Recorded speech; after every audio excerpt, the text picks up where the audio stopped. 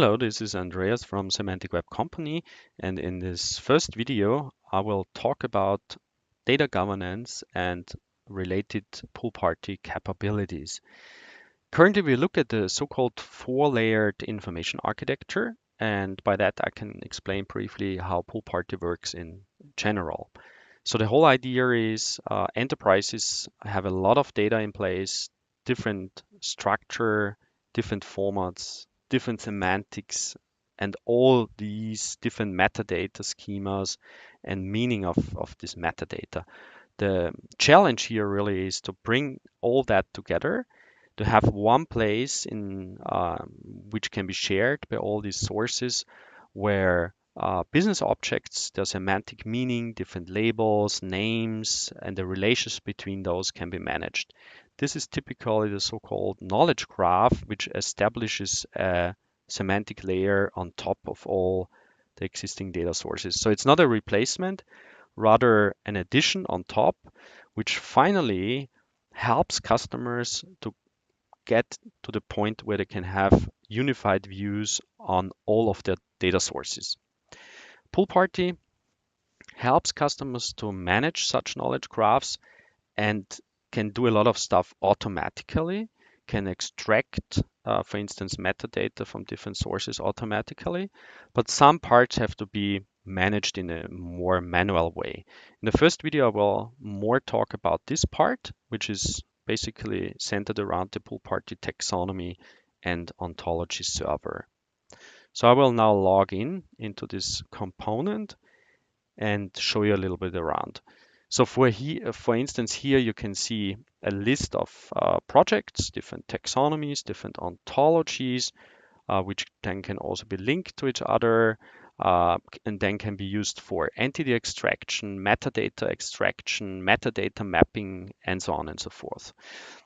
So this is the place where typically subject matter experts work together in a collaborative way to create such taxonomies and ontologies, partly by some support from the machine. There's machine learning included.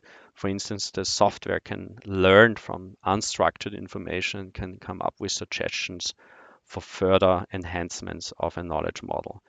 I'm just opening up one of the projects which deal with clean energy. You see here a bit of a metadata around the whole project and then different sub aspects of this domain, like for instance, energy efficiency or renewable energy.